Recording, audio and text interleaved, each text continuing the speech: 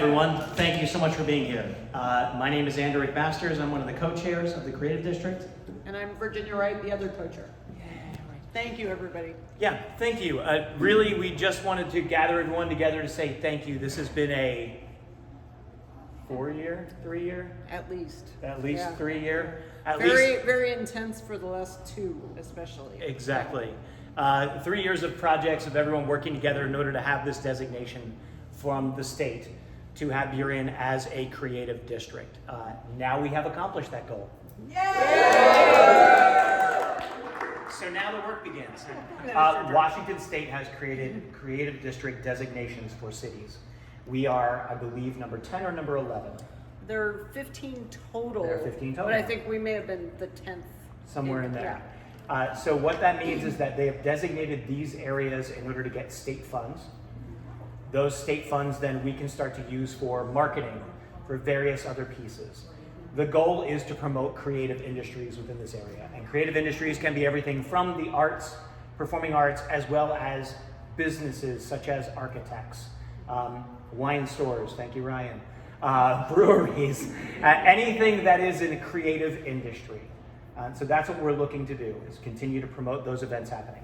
And culture and history are a major part of the creative district. We did. We did. That was a very intense process. We developed the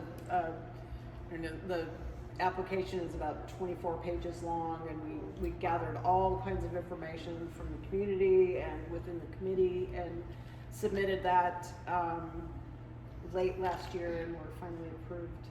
What requirements are you looking for in order to approve this? There are a few technical requirements. Like the creative district needs to be contiguous and walkable. So if you've seen the maps that are various places, the primary area is downtown Burien, but then there's also part of it that's in Boulevard Park, which we felt was really important for reflecting our diverse community. But they evaluate the applications pretty strongly. I mean, they had to review all of our materials and make sure that we had enough of a community behind what we were doing, because that's a big part of it too. You know, they won't approve a creative district if it's just, 2 people who decided to apply for this thing and there isn't any demonstrable approval. A background, a base for That we had the community support behind us. To fulfill that purpose. Including letters that we had of support from businesses, letters of support from the city council. Thank you so much, council members. Yeah. Letters of support from the Highline Museum, from various organizations. So this is part of it, is thanking all of those organizations, everyone who has supported this action. Yeah, organizations and individuals, Yes. and businesses, and I mean we have lots of support letters that we contributed as part of the application. Yeah, it was a long process, but a very rewarding one. Yeah. And we do have down then, if you look at the website, which is a beautiful brand new website. I know. And when we said that, the 24-page application, let me be clear, Virginia did that. I stand around and talk a lot. She does the work. A lot of it was just like pulling together the information that the committee put together. And like, all right, we need to consolidate all this stuff and put it all into a form where we can submit it to the state. And we got it back once. We made some slight changes and submitted it again, and they approved it, which is very exciting. And without the support of South Sun Chamber, thank you very much. Yes, thank you. Without the support of the chamber, we have not been able to do this. So we are currently a program of the chamber as of this moment. Where we will go in the future, hard to say. So is that money that is given to the cause is given all at once, or is given by little amounts and proven that you're fulfilling it, or it's just I give you all these and then you just do whatever you So want? initially there's more of a sort of a seed funding that comes to the creative district to sort of get things going and get some of the marketing going and support things like the launch party to make sure that the community knows that it's happening. There isn't ongoing official support from the state, but we have the opportunity to seek funding from other grant sources now that we exist as a creative district. So it kind of goes on an ongoing basis. Yeah. And all the creative districts together are actually doing a convening at the end of this month. So we have the other creative districts in the state that we can work together with in order to continue to get state funding so that then we can all benefit from it. Yeah. Yeah. Sorry, question? So if we have ideas, do we go to your website or? Sure. Yeah. And we've got a board out front that we're saying, what do you want to see? Yes. There you go. Yeah, use that. And Because yeah. again, this is community driven. It is about what you want to see in Burien, what you want to see out of the creative district. So please tell us your thoughts so that way we have these things down and we can put them into the strategic planning as we move forward. Yeah, we didn't create it for us, we created it for the community. And that needs to be as broad as possible. So everyone's ideas are encouraged and welcome. Yeah. So. And that goes from everyone watching at home. Please tell us what you want to see. Thank you. And we'll do everything everyone says. Right. Wait. Yes, question. The community is very excited about this. Can you tell us what excites you most about this, and what do you find most exciting about the creative district? Austin's a plant. Dang it. Well, I think it really opens up the opportunity to have Burien be recognized as a vibrant, vital center where arts and culture and history and heritage happen, where people actually know that that sort of activity and those sorts of initiatives and those things are all happening here, and that we're acknowledging that they're happening here. And Burien is not known for a lot of that sort of, exactly. So a big part of it is just like, we are already doing really great things in Burien, but this enables us to better communicate outside of and internally about all the cool things that are already here, and to grow that activity too. Yeah. And that's, I will just double down on that. I am definitely a newcomer to this. My wife and I bought our house here in 2018. The reason that we chose this neighborhood was because of the diversity, the arts, the energy that was happening here. And that's what drew us to Burien. As a result, then we started getting involved with everything that we could on this. I know without a question, being one of the newer people who's moved here, that we are standing on the shoulders of giants from everyone who has created what is already here. We just want to help promote it and continue to tell people what a great area we have. Yep. Good job. Thank you. Thanks, everyone. Thank you. Any other comments, questions? Thanks. So where do you go from here? That's the question. Where do we go from here?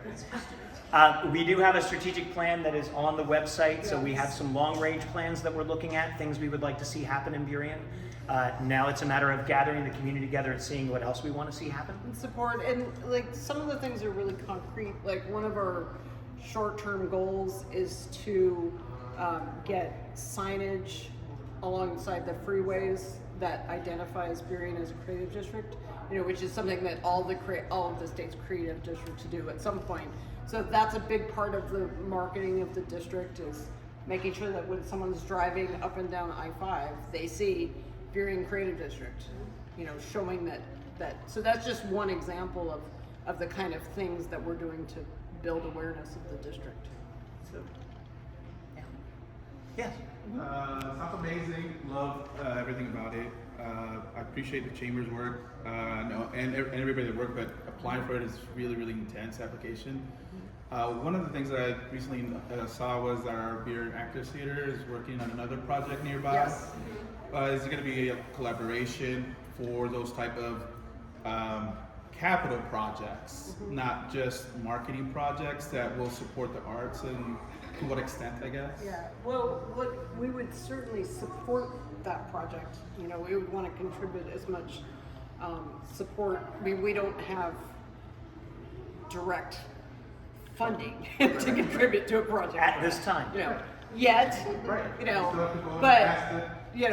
But there's room for for us being involved in projects like that, and making sure that we can help do what we can to make sure that they happen. And that is a great example of something that's on our strategic plan, to have a mid-sized performing arts space in Burien. So in order to support Yeah. that through that process, that helps us continue to go through our strategic plans. Yep. Please. In your organization, are there city-appointed representatives that can help get projects moving forward? I mean, it can be daunting to work with planning, fire marshals, the city lawyer. Yeah. Yes. So two of the people in the economic development department of the city have had meetings with us and are pretty directly involved. Thank so you, they're- Lorraine. I saw so you. they're today. helpful. Thank Yeah. you. Thank you, Lorraine. Didn't mean to be vague. I know. Sorry. Thank you, Lorraine. It's like, never know, like, but yeah, that's really helpful, you know, because we need to have good communication with the city and with, you know, all the arts and cultural organizations around too. Congratulations. Thank you. Thank you. Thank you. And I love that the signage is already in different languages too. Yes. So we made a choice to the extent that we could do everything in the same 4 languages that the city uses. So Spanish, English, Amharic, and Vietnamese. Partly that's like a little bit more feasible than trying to do every possible language that we can think of. So that's our baseline, and we will try to the extent that we can possibly do it to use those 4 languages in everything we do. And the website is in all 4 languages too. Check it out. It's Yes, so it is. cool. It's so cool. It is. It is possible. Could you talk a little about the financial impact a creative district might have on a city? Sure. Do you have any numbers? Oh, numbers. Yeah. No, we're idea pit. Okay. Yeah. we don't talk numbers. Well, I mean, it's hard to talk numbers without, you know, without having somebody in front of you. But there's lots and lots of research showing the dollars that are brought to a city through the arts, especially like corollary income that comes when people come to performances and other cultural activities in the city. They also spend money on restaurants and in shops, and that's a big part of the economic impact of the arts, well, arts and culture and history and heritage as well.